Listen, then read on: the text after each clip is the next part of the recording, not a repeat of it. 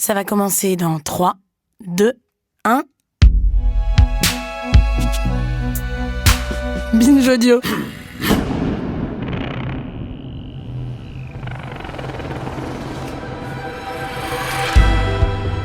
Il est probable que la première fois que vous avez entendu parler d'inceste, ça a été à propos de la théorie de l'anthropologue Claude Lévi-Strauss, qui à la fin des années 40 a formulé une idée qui est restée, qui s'est ancrée, selon laquelle, je cite, « la prohibition de l'inceste fonde la société humaine ». C'est-à-dire que ce qui nous rendrait humains, ce serait l'interdit de l'inceste. Et alors, comment expliquer, si c'est interdit, que l'inceste soit si répandu, si fréquent ? Puisque, je le rappelle, comme on l'a expliqué dans l'épisode précédent, 5 à 10% des enfants en sont victimes et qu'il existe très probablement autant d'adultes pour les agresser. Dorothée Ducy est elle aussi anthropologue. Et elle a une autre théorie bien plus convaincante parce qu'elle prend en compte cette réalité de l'inceste et surtout le point de vue des femmes et des enfants. Elle montre comment se dénie cette idée reçue sur l'inceste, que ça serait interdit, et d'un point de vue masculiniste et patriarcal qui se manifeste partout dans notre culture, dans la façon par exemple dont sont écrites nos lois concernant l'inceste et les violences sexuelles, et dans la façon dont elles sont appliquées, c'est-à-dire dans la police et dans la justice, mais aussi dans les arts, dans des chansons, dans des livres, dans des films. C'est entre autres ce dont on va discuter dans cet épisode. L'une des grandes idées qu'elle développe dans son livre, c'est que l'inceste est en fait, je cite, un structurant de l'ordre social, que c'est un outil primal de formation à la domination de genre et de classe. Et donc, ce qui fonde pour elle, à la base, les rapports de domination, ça n'est pas le genre, mais c'est l'inceste, d'où le titre de son livre, « Le berceau des dominations ».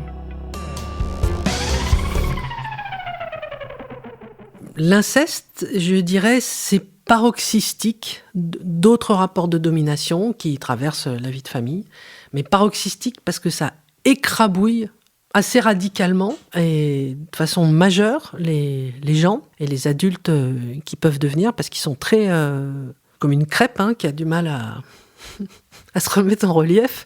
Je trouve pas de métaphore, c'est l'heure du goûter. L'inceste, il commence au berceau parce que même si les enfants sont pas violés dès l'âge du berceau, ils arrivent au monde dans une famille où il y a déjà de l'inceste avant eux. Et il y a déjà la grammaire du silence, les rapports de domination érotisés et d'écrabouillement qui organisent les relations dans leur famille, dans la famille dans laquelle ils viennent au monde. Donc ils sont déjà socialisés à voir des adultes autour d'eux qui ont peur ou qui sont en rejet ou en dégoût d'un autre, en général d'ailleurs d'une figure dominante de la famille. Donc ça, ils l'intériorisent très fortement au berceau. Puis après... pour les enfants incestés, ils sont incestés eux-mêmes. Leurs petits camarades de classe, qui fréquentent dès l'âge de 3 ans, même si les enfants incestés ne sont pas tous incestés à partir de l'âge de 3 ans, mais disons, à un moment donné, dans la socialisation de tous les enfants, 3 ans, 4 ans, 5 ans, 7 ans, 8 ans, 12 ans, 14 ans, on croise dans notre vie de petits-enfants, même si nous-mêmes on n'a pas été incestés, des enfants qui ont été incestés, qui portent sur eux je vais pas dire les stigmates, mais les marques, les effets de l'inceste. Mais sans qu'on sache que c'est ça. Que c'est ça. Mais c'est des enfants qui vont pas bien quand même. Alors mais pas bien, ça, c'est pas... Disons, c'est des enfants qui se conduisent pas tout à fait ou comme les autres. Soit parce qu'ils sont en hyper-adaptation et que justement rien ne doit dépasser, ils ont peur, enfin, comme certains enfants battus, rien ne doit, parce qu'ils ont la trouille de se prendre une rouste. C'est un peu... Et ça peut être aussi enfin, je vais pas faire un truc de typologie de toutes les manifestations, des attitudes. Mais il y a un truc voilà, qui va pas. Je veux dire, c'est pas forcément des dépressifs, ça peut être... j'étais pas dépressif du tout, par exemple, j'étais plutôt tarat, bon. Mais justement, un tarat qui se fiche de l'autorité, qui a expérimenté que tout ça c'est faux, quoi, que c'est une mascarade, c'est cette organisation. Voilà. Et du coup, tous les autres autour, tous les autres petits enfants et les adolescents, et puis les adultes, qu'on devient, on est socialisé avec des gens qui ont vécu l'inceste, mais qui le disent, peu importe qu'ils le disent ou qu'ils le disent pas. Et donc, qui ont peur, enfin, je veux dire, on est tous socialisés aussi avec parce que c'est ça aussi l'inceste, c'est avoir peur, on parle des trucs sexuels, mais qu'est-ce que c'est, du coup, dans le quotidien? C'est avoir peur dans sa vie quotidienne en permanence. Mais une peur une peur et un dégoût, mais une peur qui vous cheville qui fait partie de vous aux complètement cellules, tout quoi. le temps. Voilà, Ouais. c'est ça. Et du coup, votre attitude, elle s'en ressent. Et après, votre attitude au boulot, et après, votre attitude en classe, et votre attitude dans toutes les sphères de la vie sociale après. Mais donc, vous avez peur, mais après, vous avez différentes façons d'exprimer ou d'affronter la peur. Ça peut être justement d'être téméraire. Enfin, je veux dire, je suis pas en train de faire non plus une typologie de si on est incesté, on est comme ci, puis après comme ça. En fait, il y a une variété de... Mais on est tous, voilà, c'est ça l'idée, socialisés depuis très petit, avec un enfant, puis après plusieurs, et puis des gens qu'on rencontre dans notre vie qui ont été incestés, et qui portent en eux les traces d'un truc qu'on veut pas vivre, en fait, et duquel on veut pas s'approcher, et qui nous font, dès tout petit, qui nous donnent des exemples de qu'est-ce que ça fait être différent, qu'est-ce que ça fait être écrabouillé, qu'est-ce que ça fait être écrabouillé. Et on veut pas être à cette place-là. C'est ça qu'on sait, en fait. Tous les uns les autres. Et donc parfois, du coup, ce que ça nous apprend aussi, c'est qu'il vaut mieux être écrabouilleur. Il faut toujours mieux être riche, en bonne santé et dominant que pauvre, malade et dominé, si vous voulez. Encore une fois, l'inceste, c'est un paroxysme de toutes ces choses-là. Voilà, c'est un paroxysme. Ça veut dire qu'après, il y a un continuum de situations où, oui, c'est toujours plus plaisant d'être en position de force qu'en position de faiblesse. Oui, bien sûr. Mais ce que je voulais dire, c'est quand même que si on a été socialisé avec des enfants qui ont subi ça et tout, c'est-à-dire on est aussi socialisé avec des adultes où on en rencontre dans notre vie, etc. On a été socialisé avec des enfants qui l'ont directement subi, ou des enfants qui en ont été témoins, des enfants qui sont victimes collatérales et tout. Vous dites que c'est un crime qui éclabousse tout le monde.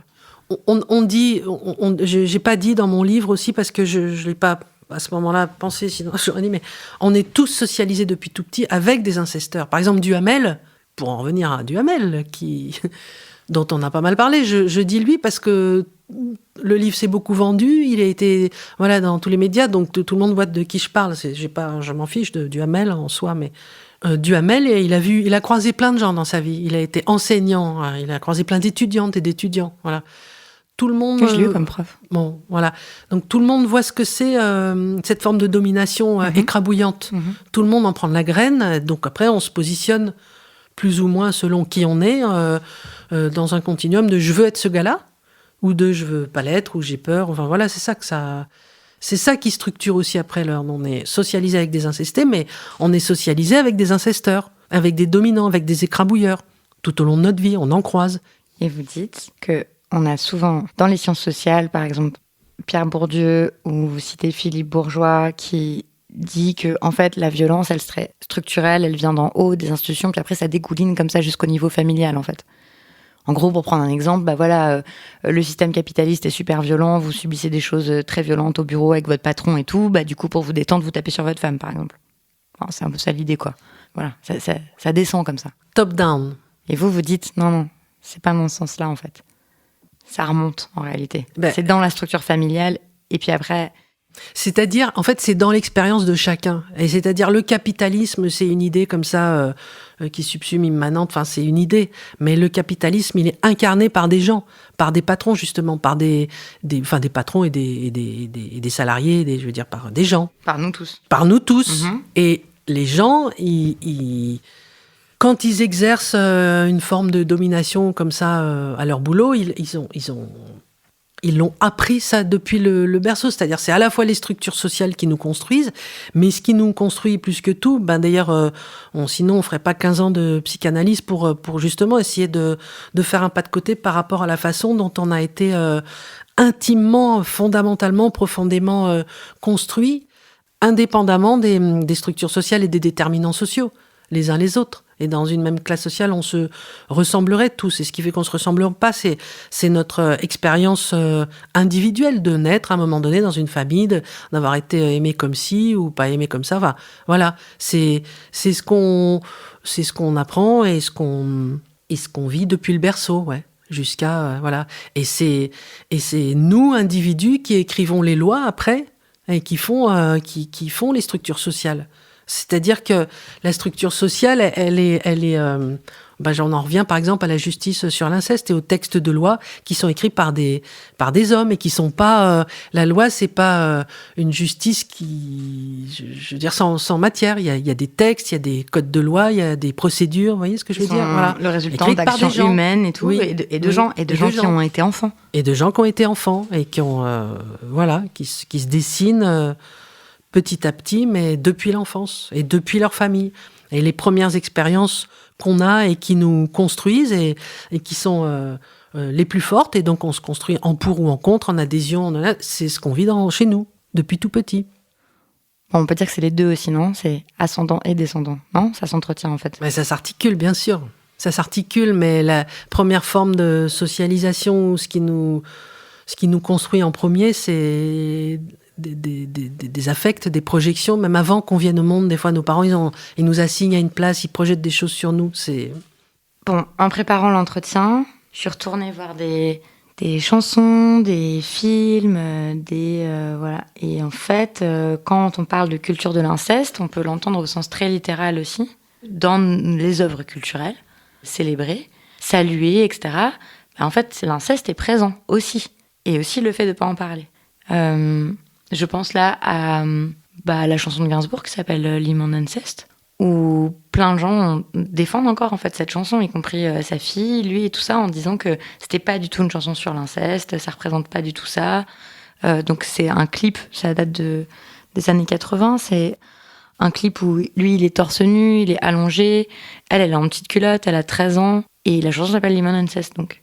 Et je me dis, qu'est-ce que ça vous inspire, vous? Mais moi, je la connais très bien, cette chanson, parce que moi, j'ai le même âge que Charlotte Gainsbourg, donc je veux dire, c'était une chanson, c'était un tube à l'époque, cette chanson, donc mais je sais pas, ça me débecte, je pense que ça me débectait déjà.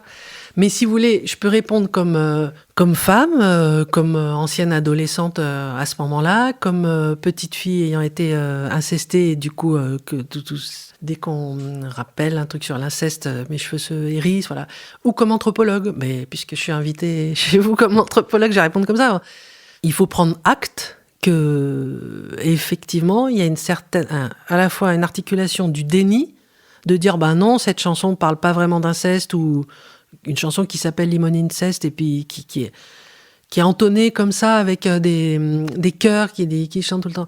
Limon Incest. Enfin, le mot, il est dit tout le temps, tout au long de la chanson. Et donc, un déni, alors que le mec, il est à moitié à poil et que sa fille, elle est en culotte, un déni d'une espèce d'érotisation de leur relation, là, de la sexualité qui traverse le clip et tout ça.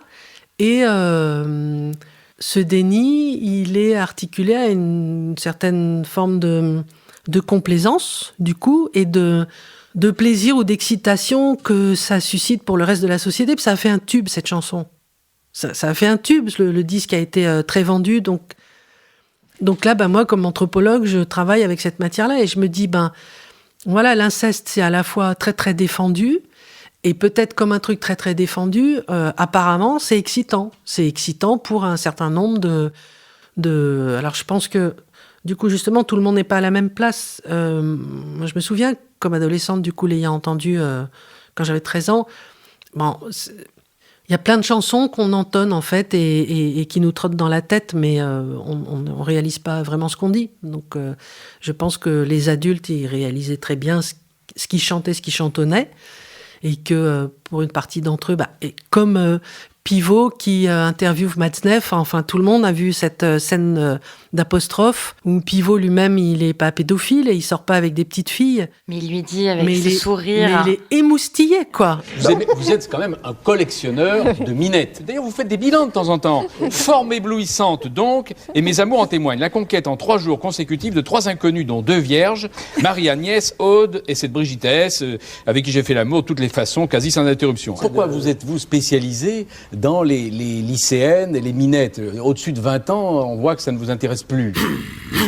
On sent une connivence d'hommes autour de la sexualité. On sent bien aussi que lui, c'est pas la petite fille qui l'intéresse, c'est plutôt la puissance, en fait, de ce mec qui s'autorise, ou sa liberté, qui est désinhibé, Matzneff, à sortir avec ses petites filles, à le dire publiquement. Donc, à dire, en gros, emmerder tout le monde, parce que ça se fait pas, c'est interdit, bon.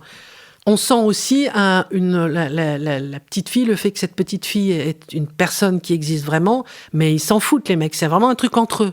Et donc, dans Limon Incest, Limon Incest, c'est pas très longtemps après Pivot et tout ça. Enfin, je veux dire, c'est aussi une période où les hommes et leur plaisir sans limite s'exhibaient un peu autour de ça. Et donc...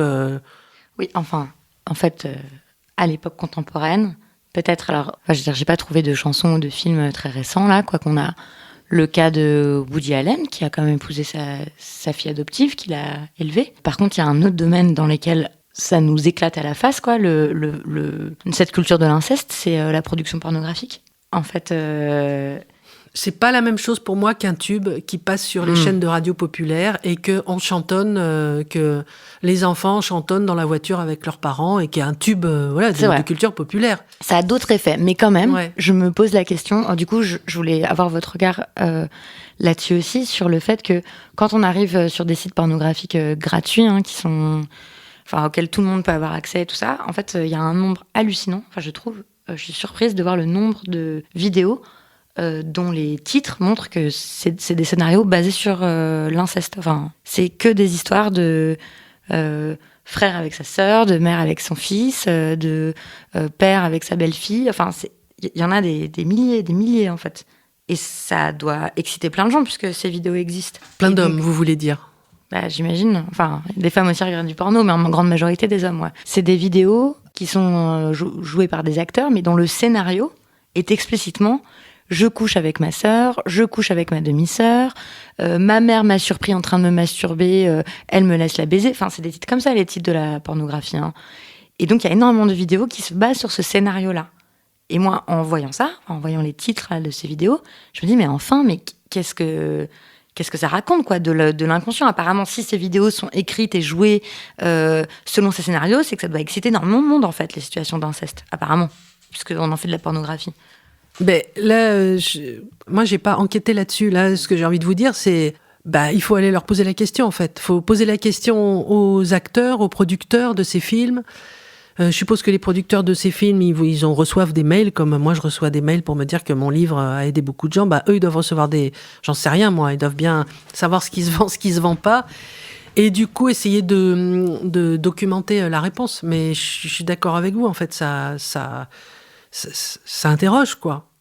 Et je me disais que c'était une nouvelle preuve aussi du fait qu'en fait, on parle d'inceste tout le temps. En fait, c'est hyper présent.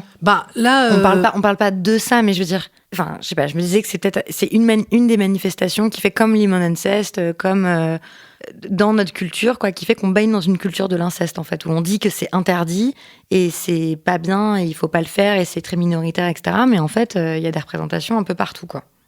Justement, une enquête, ce serait intéressant parce que ça permettrait de dire, par exemple, là, ce dont vous parlez, est-ce que c'est un effet de mode? Est-ce qu'en ce moment, il y a une mode du porno? Je suppose que c'est comme tout, il doit y avoir des effets de mode. Ouais, je crois que c'est une mode de quelques années. C'est ça. Peut-être qu'en ce moment, je sais pas à la faveur de quelle médiatisation de dévoilement ça a fait mouche, mais disons, je sais pas si c'est structurant comme ça. Et quand vous dites c'est tout le temps présent, faut quand même du coup brancher son ordi sur du porno. Et puis il y a peut-être d'autres thématiques, d'autres fantasmagories, pas que. Je veux dire, vous avez noté ça parce que c'est. C'est dans les plus vus, en fait. D'accord. Quand on arrive, c'est dans les plus vus. Peut-être que ça renouvelle. Mais non, mais d'accord, mais c'est sûr, ça. Je suis d'accord, c'est très présent. Là, surtout en plus, en ce moment, c'est très présent. C'est vrai, on peut pas. On en parle beaucoup avec tous les dévoilements, oui. Et ça occasionne des discussions. Là, je vous soumets un peu les questions comme ça, de ce que ça a fait aussi dans mon entourage, dans ma famille, etc. Il y a une amie enceinte avec qui j'en parlais, là, qui disait qu'elle était terrifiée, en fait, par ce thème-là. D'abord parce qu'elle se dit, en fait, si, par exemple, on se disait, vu qu'on sait que statistiquement, ça peut arriver, en fait, comme femme, comme fille, comme compagne et tout, à quoi est-ce qu'on devrait faire attention, en fait? Enfin, comment on se demandait parce qu'on se met à la place des mères, des sœurs, des filles et tout, comment est-ce qu'on peut prétendre ne pas se rendre compte ou ne pas voir et tout? Est-ce que... Mais ça dépend comment on a été socialisé soi-même. Si on a été socialisé dans une famille où il y a de l'inceste, je vous dis, c'est un peu comme le gars qui, dans les shows télé, l'hypnotiseur qui vient sur scène, qui prend quelqu'un dans le public et qui dit « Regardez, mesdames et messieurs, J'ai hypnotisé cette personne, elle ne reconnaîtra plus le chiffre 4, voilà, il hypnotise et tout ça, puis après, hop, il réveille la personne, et comptez, madame, et la dame, elle compte 1, 2, 3, 5, voilà, elle a oublié le 4. Bon, eh ben, c'est pareil pour l'inceste. Si votre copine, ou n'importe quelle femme enceinte, ou n'importe quel garçon, homme, père qui va devenir, a été socialisé dans une famille où il y a de l'inceste, eh ben cette personne a été socialisée à ne pas voir, à être aveugle et sourde à l'inceste. Si cette personne a fait un travail et que l'inceste a été révélé, que la parole a circulé, que donc le truc du silence, là, cette grammaire du silence a été déjouée et dénouée, eh ben cette personne verra très bien, parce qu'en fait c'est visible, parce qu'en fait... comment vous dire, c'est tout à fait repérable en fait, un gars qui se lève la nuit et pour aller dans la chambre des gosses, si les gosses n'ont pas pleuré, ou si, je veux dire, ça se repère très bien en fait. C'est tout à fait visible. Et vous avez raison, c'est impensable de pas le voir ou de pas l'entendre. Alors le fait de ne pas voir et de pas l'entendre, c'est qu'on a une organisation intérieure très forte pour ne pas le voir et ne pas l'entendre. Vous voyez ce que je veux dire ? Mais si c'est pas le cas, ça se voit. D'abord, les enfants se plaignent. Ça aussi, on peut le voir. Donc, si on n'est pas socialisé dans le silence de l'inceste, eh ben, on voit très bien nos mômes, comment ils vont ou comment ils vont pas.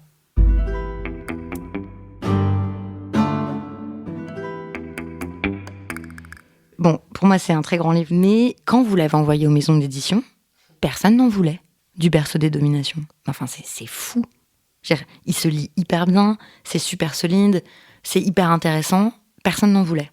Ah ben, peut-être que je ne l'ai pas envoyé aux bonnes maisons d'édition. Peut-être que je l'ai envoyé comme ça au hasard et qu'il aurait fallu que je m'y prenne autrement. Je ne sais pas, je pense qu'il y a un mur du silence à l'échelle de la famille pour parler de l'inceste, mais pas seulement à l'échelle de la famille. Je pense que quand j'ai envoyé mon livre, personne n'avait envie d'éditer un livre sur l'inceste, parce que l'inceste, c'est pas censé être un sujet qui touche et qui traverse la société en général. Je pense que si j'avais écrit un livre sur l'inceste chez les classes populaires, ça aurait été moins gênant, parce que ça aurait accompagné des stéréotypes sur l'inceste qui sont complètement faux, on le redira jamais assez. Du coup, il y a peu de documentation et il y a peu de travaux sur l'inceste. Et pour les gens qui ont vécu de l'inceste et qui, du coup, cherchent à s'en remettre ou faire du sens sur ce que ces personnes ont vécu, ou essayer d'éclairer leur histoire, il n'y a pas grand-chose, en fait. Et bon, c'est pour ça que j'avais commencé mon enquête, d'ailleurs, et commencé à travailler sur le sujet, mais... Et comment ça a été reçu dans votre milieu universitaire ? Parce que l'inceste, c'est quand même un des sujets centraux de l'anthropologie, qui est votre discipline. Oui, c'est un des dossiers phares de l'anthropologie, mais en fait, le dossier phare de l'anthropologie, c'est tout ce qui concerne l'interdit de l'inceste. Il y a encore un long papier d'un de nos grands hommes, grand anthropologue, très récompensé et médaillé, Maurice Godelier, dans Le Monde, là, ce dimanche, autour de l'interdit de l'inceste et comment, dans toutes les sociétés du monde, il y a des règles c'est pareil chez nous, c'est dans nos codes pénals et civils, il y a des règles qui interdisent certains mariages et des règles qui autorisent d'autres mariages. Par exemple, en France et en général en Occident, un père ne doit pas se marier avec sa fille, une mère avec son fils, on n'a pas le droit de se marier entre frères et sœurs. Bon, on le sait, tout le monde le sait. Bon, dans les familles incestueuses aussi, on le sait. Voilà, ça cohabite avec le fait d'avoir des rapports sexuels avec ces gens avec qui on n'a pas le droit de se marier. Mais en fait, aucun père ne songe à épouser sa fille. Et par exemple, Duhamel, il n'avait pas spécialement envie d'épouser son beau-fils. C'est pas la question. En fait, pour les anthropologues, mais il y a un peu que pour eux d'ailleurs, l'inceste, il n'y a pas l'inceste, il y a l'interdit de l'inceste, c'est-à-dire des règles de parenté. La dimension empirique et les modalités réelles de l'inceste quand il arrive, qui sont systématiquement des viols commis sur des enfants de la famille, ils s'en sont pas préoccupés, ça les a jamais intéressés. Or, que ce soit en Égypte, en Papouasie-Nouvelle-Guinée ou en France, Les situations réelles d'inceste, c'est pas à 30 ans un frère qui dit à sa sœur ou à sa cousine germaine tiens, si on sortait ensemble et si on se mariait, c'est pas ça. Et nulle part au monde non plus, quand tous les deux sont adultes, enfin en tout cas quand une fille est adulte, son père lui dit tiens ma chérie, on va coucher ensemble. C'est pas vrai, ça n'arrive jamais comme ça. L'inceste, dans sa forme réelle, quand il arrive, quand il survient, c'est un viol d'un enfant dans la famille. Mais ça, c'est quand même fou que toute l'anthropologie, une thèse centrale dans votre discipline, c'est quand même que ce qui nous rend humains, ce qui structure les sociétés humaines, c'est le fait que l'inceste est interdit. C'est-à-dire, c'est la théorie de l'hominisation qui est restée. Mais il y en a d'autres. On a dit que ce qui fonde les sociétés humaines, c'est par exemple la maîtrise du feu, ou c'est la pipédie. Ou c'est l'écriture, voilà. Il y a plein d'explications. Mais celle qui est restée, c'est celle-ci, c'est celle formulée par Claude Lévi-Strauss. Oui. Alors, d'ailleurs, Godelier l'a répété là dans le journal ce week-end, c'est celle qui fonde nos sociétés. Voilà. Elle est très importante. Alors, c'est vrai, d'ailleurs, ça structure aussi notre ordre social. On sait bien qu'un père ne doit pas épouser sa fille. Tout le monde le sait, en fait. On l'apprend très vite. Mais lui, il n'a pas l'air de le savoir, Godelier, ou peut-être ça ne l'intéresse pas, comme les autres anthropologues avant lui, et avec lui, et autour de lui. Mais en l'occurrence, il est assez commun, puisque ça arrive pour 5 à 10% des enfants. Il est donc commun et banal qu'un père ait des rapports sexuels avec sa fille ou avec son fils. Donc c'est une vision dominante dans votre discipline qui est assez désincarnée en fait, assez abstraite comme ça, et qui, vous l'écrivez, ne prend pas en compte ou a toujours refusé de prendre en compte la perspective des femmes et des enfants. Oui, alors je l'ai dit, mais je le dis après Nicole Claude Mathieu et je le dis après d'autres éminentes anthropologues féministes qui l'ont montré avant moi. Je veux pas récupérer mais c'est une nouvelle confirmation de ça, en fait, sur ce sujet-là, sur l'inceste en particulier. Oui. Mais le fait, d'ailleurs, c'est ce que je trouve intéressant, c'est que Nicole Claude Mathieu est très connue comme anthropologue. Alors, peut-être pas par le grand public, par les féministes, oui, elle est connue, mais par le grand public, peut-être pas. Mais Godelier la connaît. C'est vraiment une anthropologue qui est célèbre en France. Mais il ne la cite pas, il ne la nomme pas, en fait. C'est comme si ces travaux-là, ça m'a fasciné, en fait, dans son papier, si vous voulez, dans son exposé, ce long exposé qui est donc à la gloire aussi de Lévi-Strauss et de sa pensée visionnaire, en fait, sur comment fonctionnent nos sociétés.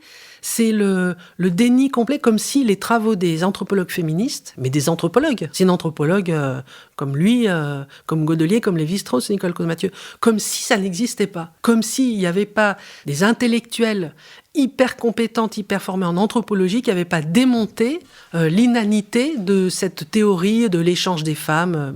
Mais en France, il y a une espèce de scission, de séparation des travaux des anthropologues féministes ou de tout ce qui est gender studies ou feminist studies, women studies, d'ailleurs on les dit en anglais tellement on n'est pas habitué à les dire en français, voilà. Du reste de la pensée, du reste de l'anthropologie ou du reste des sciences politiques. Comme si c'était un champ à part qui permettait pas de penser le vrai monde de tout le monde. Comme si le vrai monde de tout le monde, c'était un monde masculiniste, parce que c'est quand même une pensée, la pensée de Lévi-Strauss, la théorie de Lévi-Strauss, elle est hyper masculiniste. C'est presque pour moi cet angle mort sur la réalité de ce qu'est l'inceste, de ce que vivent des millions de gens. Parce que là, on parle de millions de gens, rien qu'en France. Donc dans le monde, c'est des dizaines, voire des centaines de millions de gens, quand même. Donc pour un tabou, pour un truc hyper interdit, merci, mais je sais pas, c'est délirant, en fait, ce hiatus. Ouais. Mais les Lévi-Strauss, les Godelier, nos grands hommes, nos Descola, nos Latour, mais ils lisent pas les travaux des féministes, ils lisent pas les travaux des femmes, d'ailleurs, en général. Ils ne les citent pas. Ils se citent entre eux. Ça n'existe pas, si vous voulez. Donc on en revient, je crois que tout à l'heure, vous m'avez posé la question de savoir comment mon livre avait été reçu ou comment j'avais travaillé. Vous avez un peu la réponse, en fait. C'est-à-dire que quand j'ai commencé à travailler sur l'inceste, j'avais 30, 35. C'était il y a longtemps maintenant, naguère. C'était pas au siècle dernier, c'était quand même ce siècle-là, mais voilà. Là, j'ai 51 ans, donc je commence à être dans les vieilles. Et donc les cadres de la discipline qu'il y avait quand moi j'avais 30 ans, donc qui étaient principalement des hommes, quinquagénaires, donc 50, 60 ans, tout ça, ils sont à la retraite, là. Je les vois plus. Et les hommes qui viennent après, de décennie en décennie, bon, ils ont quand même toujours lu les mêmes grands hommes, puisque les classiques, que ce soit à l'école primaire, au collège, au lycée, ça reste exclusivement ce qu'on fait lire aux enfants, ce sont des œuvres écrites par des hommes. Et après, ce qu'on fait lire à la fac, c'est aussi des travaux écrits par des hommes, mais quand même un peu moins. Mais au début, quand vous présentiez vos travaux il y a 20 ans, les gens étaient grossiers, en fait, avec vous. Alors, pas tous les gens. Les étudiants et les doctorants, non. Mais les cadres les titulaires, les collègues chercheurs titulaires, certains d'entre eux, pas tous, on ne va pas généraliser, mais certains en fait montre d'une grossièreté que je n'ai jamais vue ailleurs, ni auparavant. Sur vos autres sujets. Oui, sur d'autres sujets, non, j'avais jamais vu ça. Donc les sciences sociales, comme vous le faites remarquer, les chercheurs en sciences sociales, tout comme les policiers, tout comme les juges, tout comme les médecins, tout comme les psys, tout comme les journalistes, tout comme les auteurs, les autrices, les boulangers, enfin bon, toutes sortes de gens, en fait, on grandit tous dans cette culture de l'inceste, qui est une culture qui impose qu'on n'y croit pas et qu'on n'en parle pas.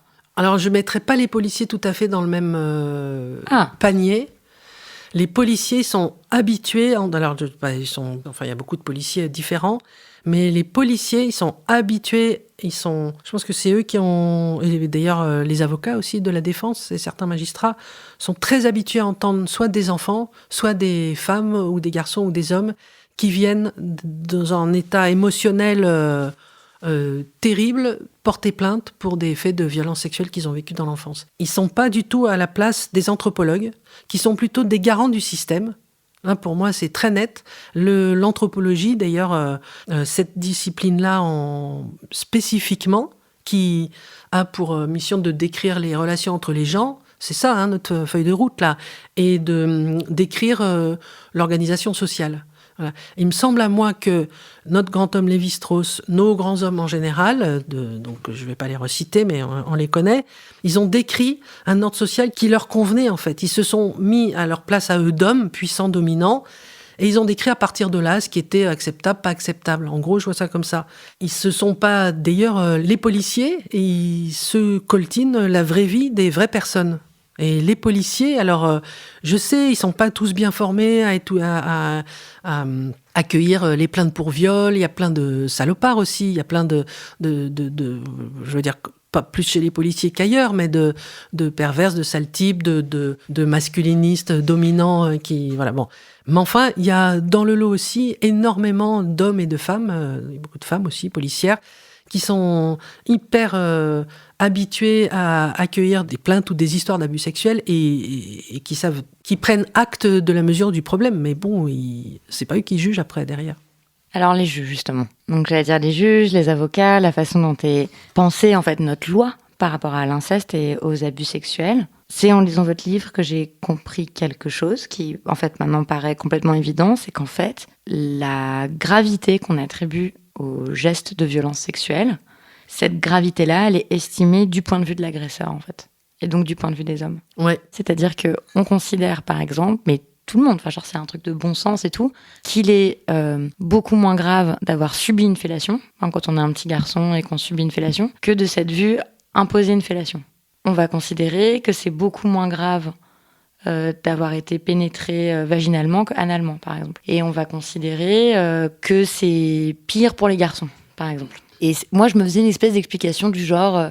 bah oui, c'est vrai, après tout, d'ailleurs, c'est ce qui fait la différence entre un viol et une agression sexuelle. On va dire, s'il n'y a pas de pénétration, du coup, c'est une agression sexuelle. Et donc là, dans notre système judiciaire, c'est jugé moins durement. D'abord, c'est pas la même cour, c'est en correctionnel et puis c'est pas aux assises. Et puis les peines sont moins lourdes et tout ça. Et je me disais, oui, c'est parce que, en fait, franchir quelque chose qui franchit les limites de notre corps, c'est plus grave que... Bon, et en fait, c'est hyper bizarre de réfléchir comme ça. Et vous, du coup, vous proposer cette explication, je vous laisse la dire. Pourquoi, en fait ? Pourquoi est-ce qu'on considère ça comme moins grave, au fond ? Par exemple, de subir une fellation plutôt que de s'en voir en imposer une. Eh bien, parce que le législateur et celui qui a produit les textes de loi, c'est un homme. Et que si les gestes sexuels sans pénétration sont passibles d'une sanction moindre, c'est parce qu'ils sont donc considérés comme moins graves, c'est en référence au moindre plaisir qu'ils procurent aux hommes. Et donc aux hommes et au législateur qui a pondu ces lois, en fait. Et ces codes de loi et ces infractions. Et tout est indexé au plaisir qui est procuré aux hommes. Et à ceux dont on imagine qui se sont interdits de faire ou inhibés. S'ils sont interdits la pénétration, du coup, c'est que donc les gestes qu'ils ont commis ou qu'ils ont portés ou qu'ils ont imposés à un enfant, ils seraient moins graves. Mais un gamin à qui on demande de masturber son père ou son grand frère ou à qui on impose enfin dans les deux sens de la fellation, mais il est aussi mal après derrière. On n'a pas de demande, c'est pas du tout mis à la place du petit garçon ou de la petite fille en fait à qui on impose ces gestes-là. C'est toute la panoplie, le catalogue des infractions, le quantum des peines, il est indexé au plaisir moindre que les hommes s'autorisent. C'est masculiniste. Je veux dire, je veux pas le qualifier autrement en fait. Tout est centré sur y compris dans nos textes de loi, sur le bon plaisir des hommes. Et du coup, quand on dit les juges, les magistrats, les avocats, ils défendent, ils se calent par rapport à ce que la justice leur permet de dire ou de faire, ou comment elle leur permet de travailler. Alors, ce qui est intéressant, c'est qu'en France, par exemple, dans le fond, à moins que l'incesteur ou le violeur avoue les viols dont il s'est rendu coupable, en fait, rien ne permet jamais de faire la preuve qu'il a violé. Tout part de l'intention, en fait, de cette personne, du violeur. Et tant qu'il dit pas, oui, j'ai extorqué, j'ai imposé ce rapport sexuel, on peut pas faire la preuve qu'il y avait un viol. Pourquoi en France? Ailleurs, c'est autrement? Au Canada, on considère que quand ça fait des années, voire des décennies, qu'on a le projet de porter plainte, l'errance thérapeutique, par exemple, là, qui est... et que si des décennies après l'enfance, on porte plainte contre son père qui est devenu vieux, c'est qu'on a de bonnes raisons de le faire. Et que le bénéfice du doute, là, il bénéficie pas exclusivement et strictement aux violeurs comme en France, mais il bénéficie aussi, à part égale, à la victime. C'est-à-dire que si une personne adulte, en fait, c'est tellement dur de porter plainte pour viol contre un proche de sa famille. Il faut quand même, là, on le dit comme si c'était rien du tout, mais c'est atroce, voilà. On considère au Canada que si les gens le font, c'est qu'ils ont une raison qui mérite d'être instruite ou écoutée, voilà, à part égale. Et que on n'a pas, a priori, à considérer que ce qu'ils racontent, c'est du pipeau. Alors que, en fait, implicitement, personne ne le dit comme ça, mais c'est comme ça qu'on considère ces affaires-là en France, du point de vue de la justice et des pratiques et tout. Je pense que la tête sur le billot, les professionnels de la justice diraient le contraire, mais comment, du coup, sinon, justifier ou comprendre le fait qu'il y ait si peu de plaintes qui aboutissent en faveur de la reconnaissance d'un viol et d'une sanction pénale? Pourquoi tous les viols sont presque systématiquement déqualifiés en agression? Et puis après, avec le jeu des prescriptions pour les plaintes, ils sont de toute façon déqualifiés et que après on se serre la main, au revoir et merci, et voilà.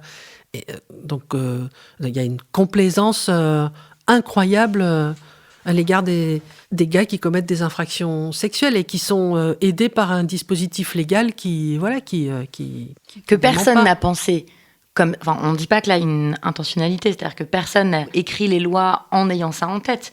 C'est juste que ce qui paraissait juste aux législateurs, ce qui paraît juste dans les pratiques et tout ça, en fait, ça correspond à un point de vue masculiniste, quoi. Incroyablement masculiniste. Mais le point de vue masculiniste en France, c'est-à-dire dans le monde en général, jusqu'à ce qu'on arrive à le faire changer, se considère comme un point de vue universel. L'universel est masculiniste, donc la loi aussi. Mais je suis pas pour revenir systématiquement à cet exemple-là, mais Duhamel, quand même, il conseillait les gars qui siègent au Conseil constitutionnel. Bon, je veux dire que sur les bancs de l'Assemblée et dans les gens qui écrivent, qui rédigent nos lois, et surtout dans ceux après qui les acceptent ou qui en acceptent les textes, au Sénat et à l'Assemblée, en tout cas, c'est toujours le cas au Sénat, il y a une majorité d'hommes et d'hommes dominants, ceux qui sont là. Et donc, je pense que les textes de loi seraient pas rédigés de la même façon, ou c'est pas les mêmes choses qui seraient acceptées ou défaites de leur contenu si on mettait une assemblée de jeunes femmes. Clairement pas. Voilà. Et pourtant, il y en a des jeunes femmes qui sont fortes en droit, enfin, je veux dire, qui sont tout à fait capables de... Donc, tant qu'on demande à des hommes dominants et vieillissants pour la plupart, parce que c'est rare d'arriver à être très jeune, de statuer sur les questions, c'est insupportable, en fait, même, hein, de dire qu'est-ce qui va être juste, pas juste. Enfin, je veux dire, qu'est-ce qui empêche de changer la Constitution, qu'est-ce qui empêche de penser les choses autrement, à part le fait que ces hommes-là n'ont pas envie que ça change. Ou qu'ils voient pas l'intérêt. Oui, c'est ça, ils voient pas l'intérêt, donc ils ont pas... Enfin, sujet mineur, enfin, c'est pas très intéressant. Mais sujet enfin, mineur, ouais. Enfants, femmes, viol, sujet mineur. Mais enfin, ça se saurait, de toute façon, si c'était un sujet majeur. D'ailleurs, c'est bien le hiatus, en fait, qui est une espèce de précipice, d'ailleurs, qui distingue la représentation de l'inceste pour l'incesteur et pour l'incesté. C'est que une fellation, par exemple, pour le gars qui l'impose au petit enfant, mais ça dure quoi ? Mais 2 minutes, des fois. Enfin, puis il s'en souvient pas. Mais il s'en souvient pas. Dans une vie sexuelle, c'est rien. Dans une vie, une fellation, enfin, je sais pas, ou un truc sexuel, dans une vie d'adulte, c'est rien. Mais le môme, sa vie, c'est une étape clé de sa vie à ce moment-là. Sa vie va s'organiser autour de ce moment-là. C'est un décalage ahurissant, en fait. Et autour des textes de loi, je trouve, on a un peu le même truc. C'est-à-dire que ces histoires de sexualité, pour ces hommes-là qui ont jamais été forcés de... Tu sais, leur oncle... ouais. Voilà, c'est ça. Violé d'une façon ou d'une autre et tout. Enfin, très probablement pas, statistiquement pas. Ouais. Statistiquement pas, voilà. Et ben, c'est pas vraiment un problème. Bon, ben voilà, fin de l'histoire. Fin de l'histoire, sauf que, après, dans la façon dont les affaires sont jugées très concrètement, ça aussi je l'ai appris dans votre livre, que la sanction imposée par la Cour est plus grave, plus importante quand la victime est un garçon. Oui, mais c'est pas dans le code. C'est des choses, si vous voulez, dans vous les assistez pratiques. Dans les pratiques. Ouais. Voilà, dans les usages. Il y a quand même l'idée qu'une fille, bon an, mal an, c'est un peu... personne ne le dirait comme ça. Alors peut-être ça paraît bizarre, puisque personne ne le dit comme ça, de l'exprimer comme ça, mais... Bah, c'est ça que ça une veut fille, dire. c'est un peu fait pour ça. Bon, alors voilà, un garçon, non. Un garçon, ça fait toujours un peu... c'est quand même un choc. C'est quand même le type, il aurait dû se retenir. Un garçon, voilà, c'est pas fait pour être pénétré. Il y a quand même toujours ce truc-là. Voilà, c'est comme ça.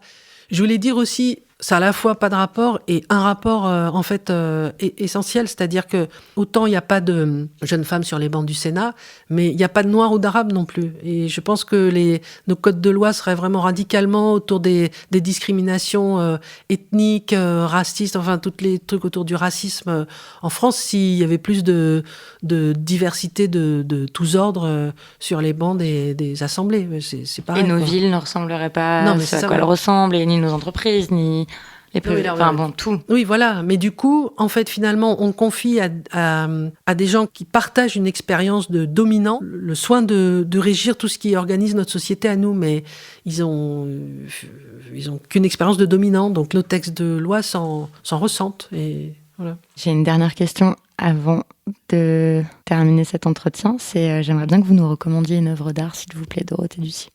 Il y a une œuvre qui revient souvent, qui m'accompagne dans ma vie quotidienne, et qui s'appelle First Woman on Moon de Alexandra Mir.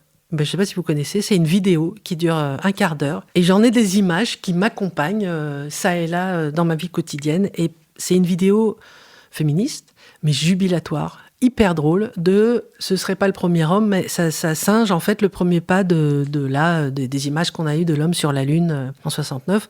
Et là, c'est une femme qui plante le drapeau américain, et après, elle est avec un groupe de copines, et c'est jubilatoire en fait.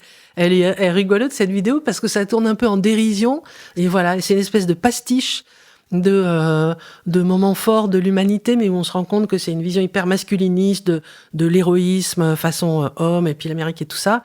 Mais c'est féminin et féministe, c'est-à-dire il y a la vraie vie, quoi, en fait. C'est-à-dire que c'est pas seulement un truc de héros et d'hommes, mais il y a aussi des femmes, des enfants, et d'ailleurs il y a des hommes aussi, enfin, qui rigolent, et c'est une super chouette vidéo qui fait réfléchir dans la joie. Ça, j'ai trouvé que c'était chouette. Merci beaucoup, Dorothée Ducy. Voilà, chers auditeurs, c'était le 72e épisode des Couilles sur la table. Vous retrouverez, comme d'habitude, les références et les sources citées dans cet épisode sur le site de Binge Audio, binge.audio. Je me permets aussi de vous conseiller encore d'acheter, d'offrir et puis surtout de lire ce très grand livre, Le berceau des dominations, Je vous dis pas que la lecture sera émotionnellement simple, par contre la façon dont c'est écrit, très simplement, avec de manière surprenante de l'humour souvent, fait que c'est une lecture très accessible. Et donc heureusement que ce livre vient d'être réédité en livre de poche aux éditions Pocket. Il coûte 9 €. Si vous souhaitez nous faire part de vos réflexions, de vos remarques, de vos impressions, eh bien n'hésitez pas. Nous lisons toujours avec toute l'équipe les courriers que vous nous adressez à l'adresse lescouilles-sur-la-table@binge.audio. Cet enregistrement a eu lieu à Marseille.